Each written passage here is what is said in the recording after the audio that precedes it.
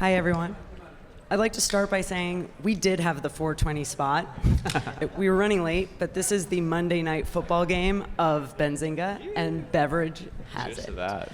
Cheers, guys. Cheers. Yeah. So it's been a busy year. In the last 6 months, since we were last here at Benzinga, a lot has changed. My name's Diana Eberlein.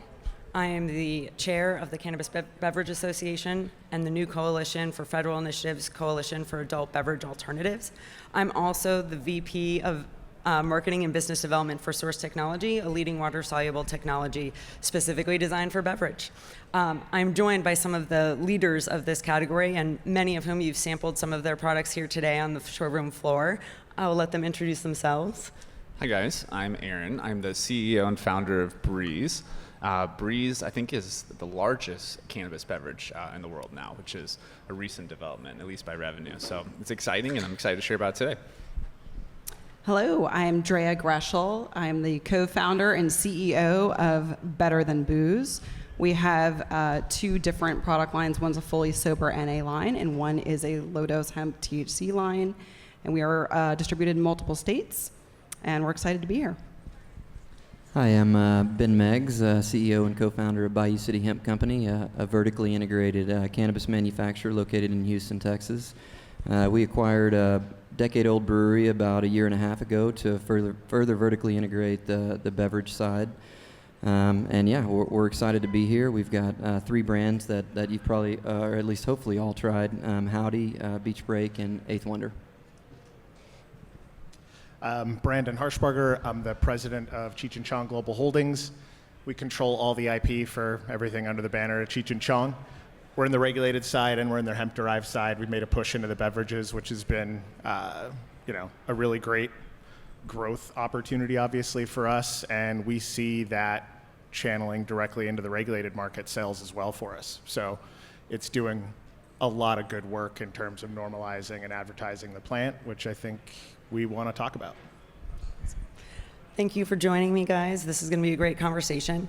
While this panel is about successful distribution channels, we would be remiss not to acknowledge all of the change that we've seen over the last 6 months, many of which have impacted everything from production to distribution of these products. So everything from dosage limitations, distribution limitations, like banning direct-to-consumer in some states, testing requirements and their inconsistencies from market to market, and then you've got the labeling inconsistencies, which have made it very difficult to scale. And I've heard some brands have 15 different labels for some various states.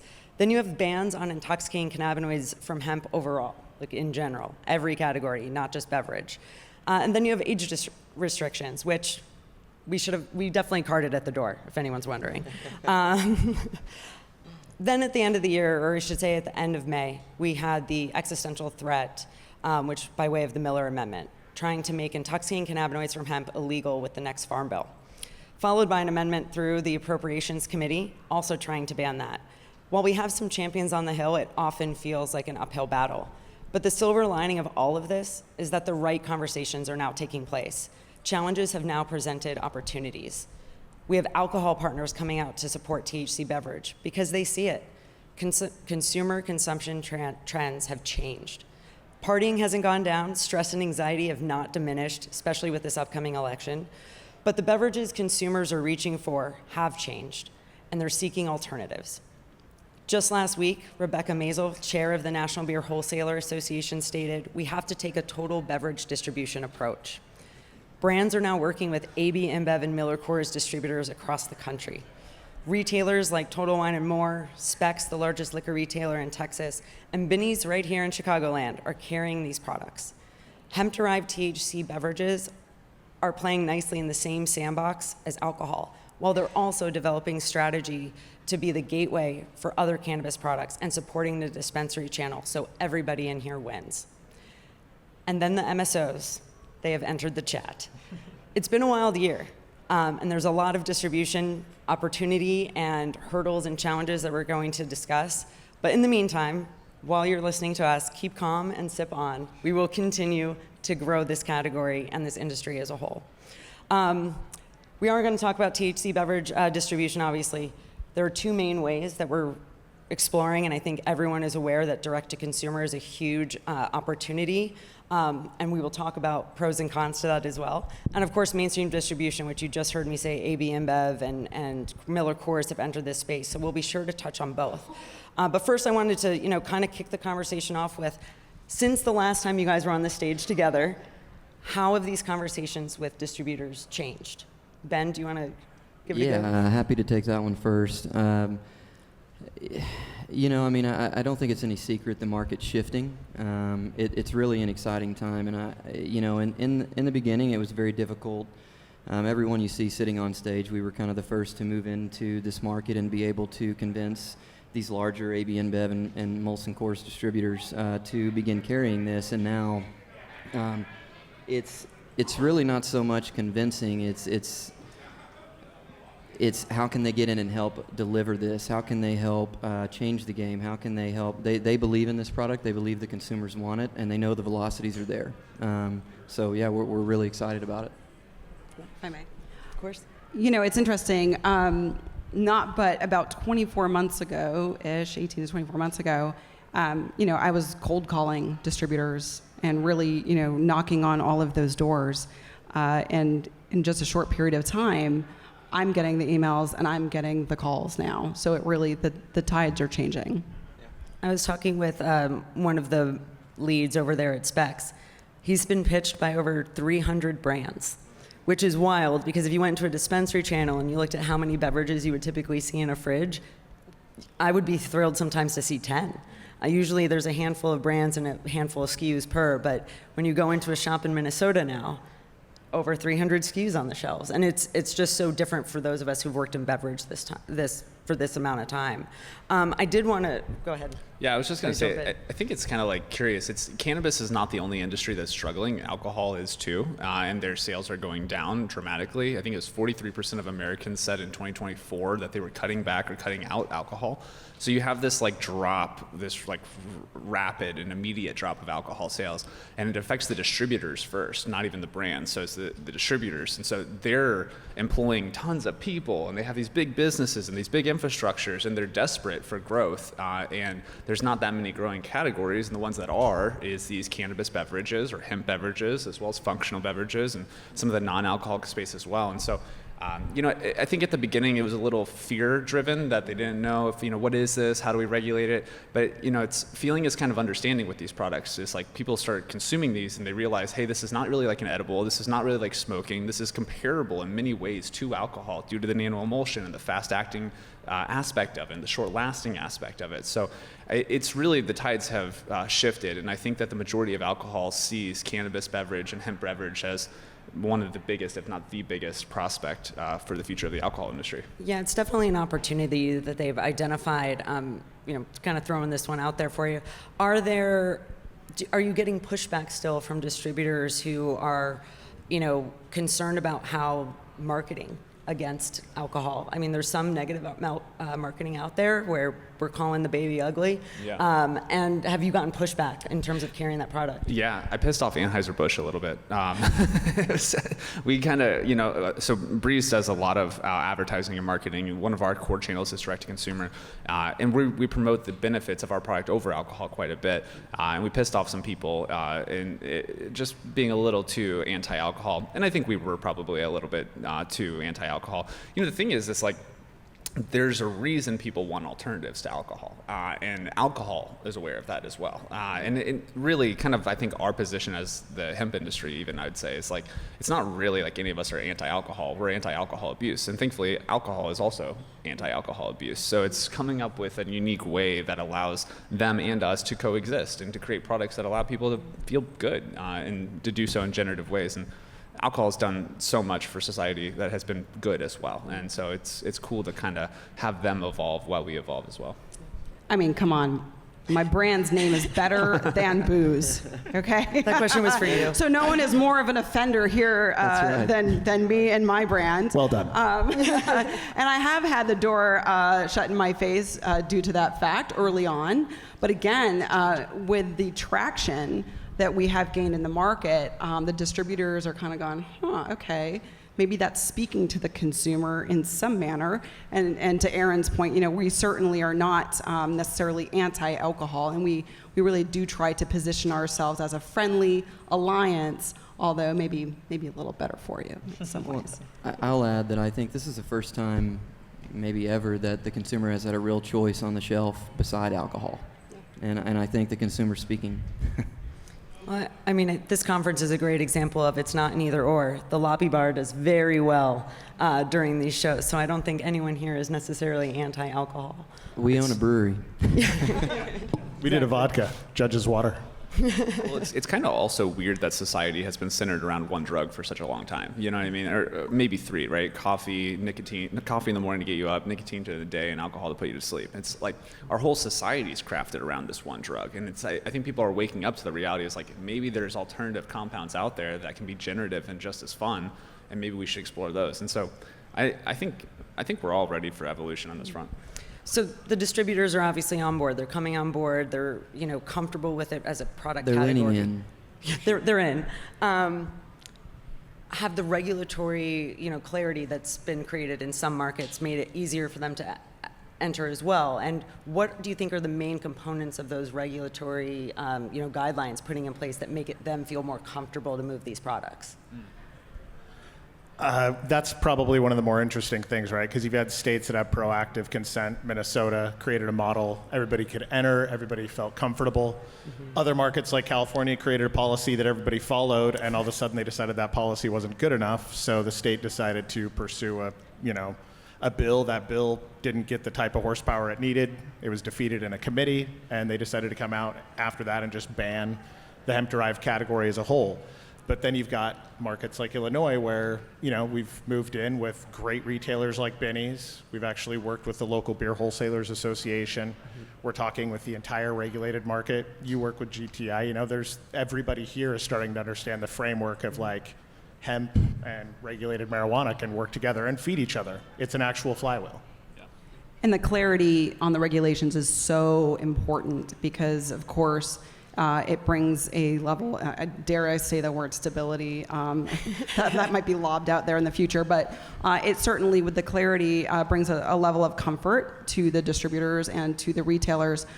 We hail from Nashville, Tennessee, and we have quite a bit of regulatory framework in place. And certainly that has opened a lot of accounts. I mean, we've seen over 400% account growth just by having really good regs in place. Georgia is now getting regged up, as well as Kentucky. And with those additional regulations, the bigger out guys and the bigger networks come on board, like the ABs and such. So, I think, we're all for it because it's really important. It helps the entire industry as a whole. Well, and you started mentioning a bunch of different, states, and obviously the regulations vary, dosage caps vary, all sorts of things vary state to state. What sort of products are you seeing most in demand by distributors? Obviously, that's going to vary state by state, but we're seeing any trends there? There's a lot of formats in beverage, and for those of you not from beverage, like this is a 12-ounce sleek. We have some other 12-ounce here, right? The typical kind of more standard. We also have like 750 ml bottles, which are more typical, like you might see a liquor, that are coming forward now with THC beverage. You have smaller, 7.5 ounce. Those are more like sample cans. So with all of these different formats, I bring this up because what you'll start to see on the shelf is this expansion of not only the dosages that will be varied, but also the formats. And those two things sort of colliding and aligning and working together create various avenues for the consumer to consume the type of product that they desire. And so it's a really exciting time. I think the distributors are leaning towards the 5 and 10 milligram products. That seems to be the higher velocity products on retail shelves.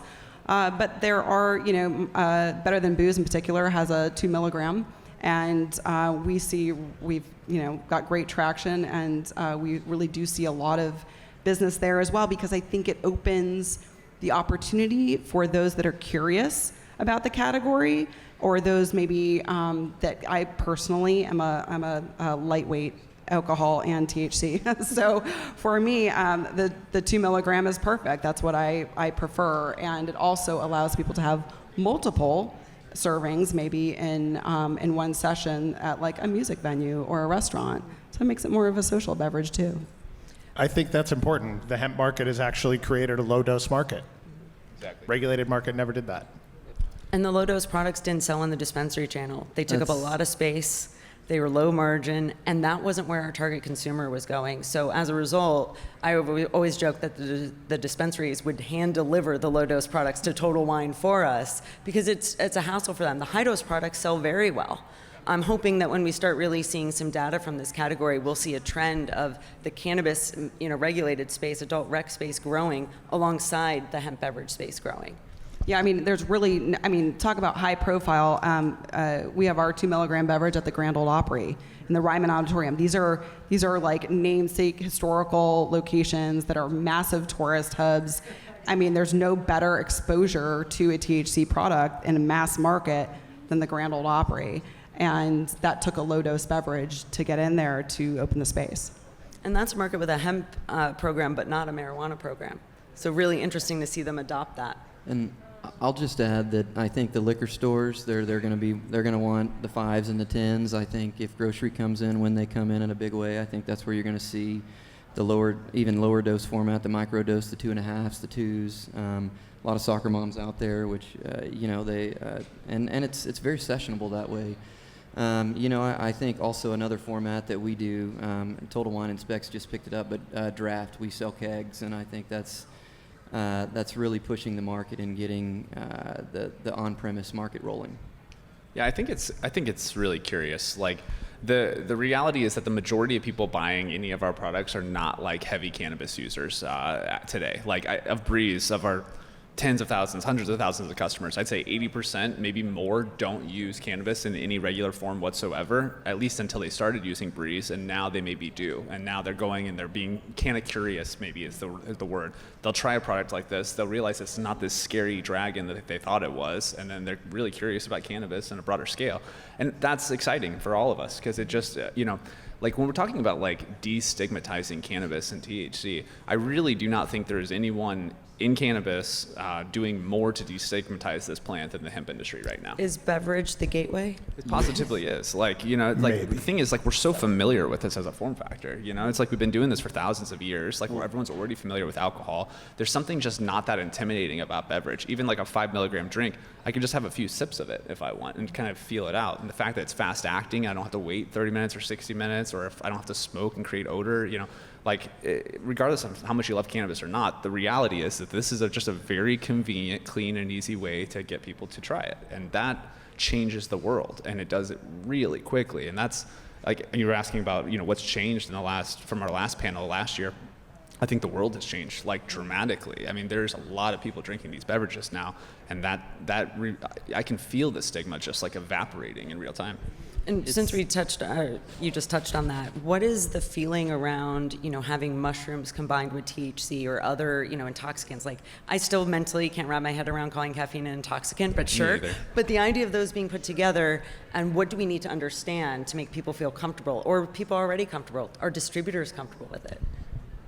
Yeah, I think so Breeze, we say on the side, microdose cannabis and mushrooms in a can. So what's kind of unique about Breeze is we do THC, CBD from hemp, but then we also do lion's mane. And then we have another blend called Flow, which is cacao, lion's mane, black seed, and L-theanine. And so I think that, like, the bigger idea here, and we saw this in CBD, is that, like, ultimately, I think THC and CBD are going to be used as ingredients in a broader functional variety of a category, and there will forever be an industry just for THC, don't get me wrong, but the reality is that there's thousands of herbs, adaptogens, fungi, plants that do all kinds of positive things for the mind, body, and soul, and that can be very therapeutic and can synergize as co-active ingredients to create very specialized and unique effects that are infinitely safer than alcohol or other harmful compounds. And can lead to a very nice thing. I think the thing about the functional category that's really critical that most people get wrong is, like, everything we already consume as humans is for a function. Like, whether it's the coffee in the morning or the healthy salad that you eat or the vitamins you take or the green powder, we're already functional beings consuming functional things at all times. So I think what we're finding is that people are looking for really craft and unique experiences that uplift and elevate their day, and that we find that we can do that better by infusing coactive ingredients to do so. And what an exciting time, because this was really not possible really that many years ago simply by way of manufacturing technology.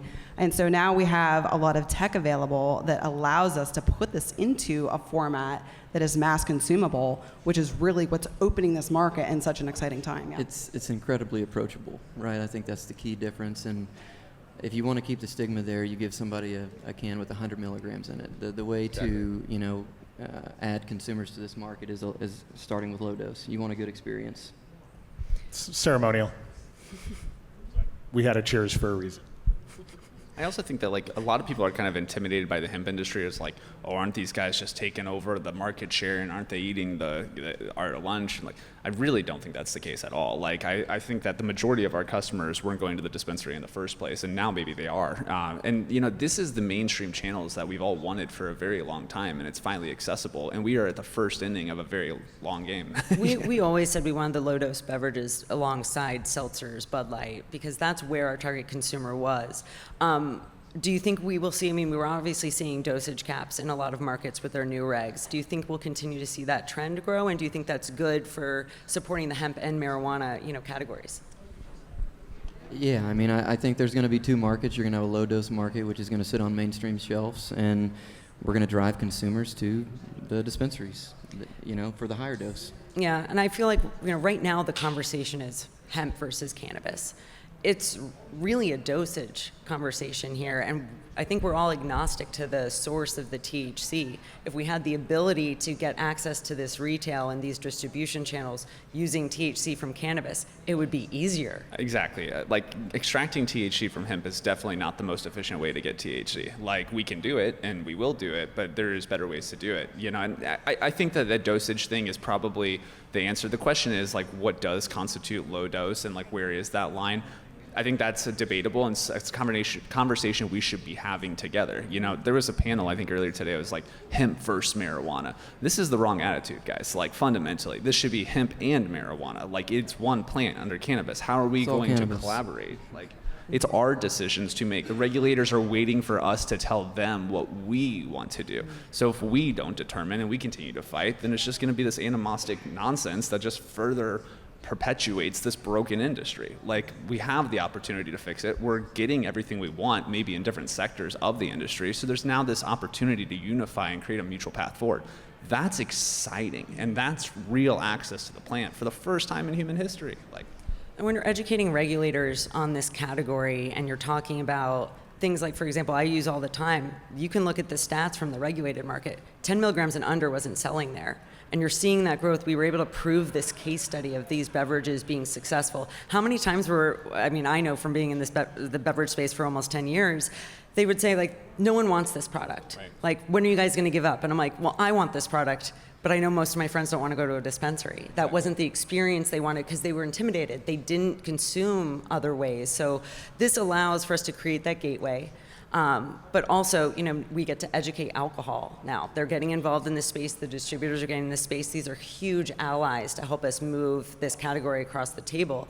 And I guess on that note, like, are they getting, I know you just joined the Hemp Roundtable. Yeah. Are they getting more involved in those conversations on your end? I think so. I had this conversation with we were at Washington, D.C. last week and talking to the senator offices and whatnot. The big thing, the way we communicate this category to them is, like, people want an alternative to alcohol that still allows them to get a sense of relief and upliftment and connectivity without having to drink alcohol. And people resonate with that. Like, we all might want a little bit of space from alcohol. Like, and this invites an interesting opportunity for that. I think, like, and with that, it's like, my mom does not want to go to a blacked out window, like, building in the bad area of town with a security guard with a gun that's going to take a photo of her ID before she walks in. That's just the reality. Like, she doesn't want to do that. And there's a lot of people who don't want to do that. And they probably won't. And they won't do that. So then what? Well, like, if we come to where they are, there's this massive opportunity to introduce them to cannabis and kind of normalize this plant, this compound, and its incredible benefits for all of us.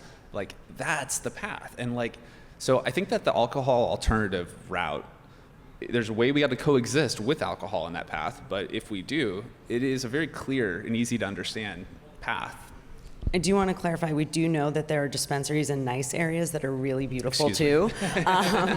And the high dose products so whether they just are intimidating for someone who isn't familiar with the space, even as beautiful and high end as they can be. Exactly. And it's access, right? In California, you've got 500 dispensaries, at best. There's 10,000 retail liquor stores. So if you really want cannabis to get out there, you have to choose those kind of numbers. Exactly. Right. You need it in mainstream sales channels as well. We have a lot of, my brand slants female, and we have a lot of female consumers, and I would say women tend to be a little bit more maybe cautious and intimidated by the dispensary route if they've not been really exposed to a whole lot of cannabis products. It's something that my team and I talk about a lot, is like, how do you educate people so that they are not intimidated by it? And we, again, have found that through Beverage, there's this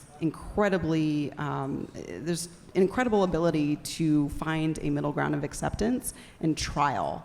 And I think that's a big part of this, is trial.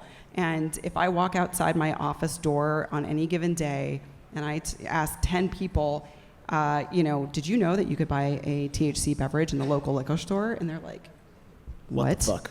Like 9 out of 10 people have no idea what I'm even talking about. There is Even a here. huge market. Yeah, there is a huge market out there, but the education component is really important to then ignite more curiosity and more acceptance, and then the access to it. We're getting a little low on time, but there's one topic I definitely wanted to make sure we got to. So Aaron, you've been very loyal and very successful with the direct-to-consumer channel. Love to hear, again, pros and recommendations in terms of how to make that work. It's important for our category right now, but also what you see in terms of longevity of direct-to-consumer in this space. Yeah, so direct-to-consumer is also like an interesting channel. Like the idea of direct-to-consumer, for those of you who aren't aware, is just e-commerce, so being able to buy online and ship it to your home or wherever. The thing about that is that is truly the great equalizer. Everyone has access to it, everyone can build for it, everyone can sell on it. The opportunity is the ability to distribute at scale quickly. And the majority of the hemp industry has actually been built through the direct-to-consumer channel. I think probably 80% of revenue in hemp is online, or the majority is. And the challenge has been, frankly, just like baseline regulations, just like with the rest of the hemp industry, is how do we ensure that we have proper age gating online, just like we do offline? Thankfully, the hemp industry is starting to get really formally organized and create standardized practices that we can all implement that ensure things like 21 plus age gating, validation of IDs before purchase, and these are things that we've done at Breeze, and these guys have also done, and the rest of the hemp industry is doing quickly. I think that the things I would say is it's easier than you think to get on there. Whether it's Shopify, who's fully supportive of the hemp industry, or X Advertising, who has fully created a channel for profitable direct-to-consumer advertising now, like there is this massive opportunity to build a successful brand.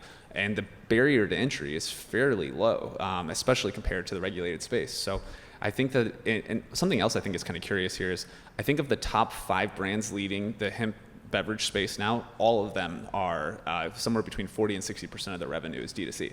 So that's also telling, and there's a lot of marketing and advertising dollars being spent that's educating and normalizing these products. And so people and the zeitgeist that's going around our culture in America, it's becoming to have a higher affinity toward these products already. So shipping water is expensive. Right.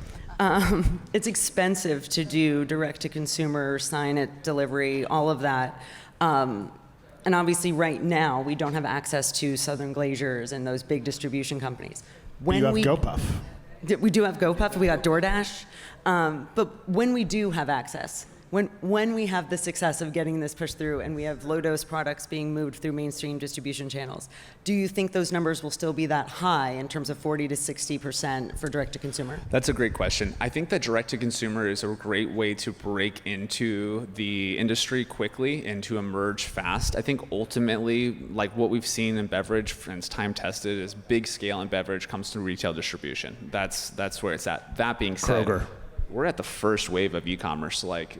Commerce only went on the internet like 15, 25 years ago, like in that range. Like, and so there's a very small portion of commerce is online today, and it's only going to grow for a very long period of time. So I think that the online channel will forever be a big channel, but it's hard to beat retail distribution at scale. Yeah, I mean, we're probably one of the brands or few brands out there that are probably 90-10, 95-5, because we have focused solely on distribution. So we have a lot to learn from Aaron, of course. But I think we're in a unique time in this space that, yes, it's very early on, but there are some groups out there really starting to build brands, and your packaging really tells a story. And for instance, howdy, I mean, it literally says hello in Texan. And so we're it tells a story there. And that's exciting to be able to build brands in this space where you haven't really been able to do that in a CPG sense. On that note, I'll leave everyone with this last note. One of the main things I've been hearing from distributors in terms of their interest in this category is they're looking for true brands that have built a lifestyle and a story around their product. They don't just want products. And there's a lot of product entering the market right now. So we're going to see a lot of changes in this market. And I think the distributors and the products they choose, that's going to tell us what the future of this category holds. But thank you guys for joining us and answering all my questions. Thanks. Thank you. Thank you guys. Thanks. Appreciate it, guys. Happy Benzinga.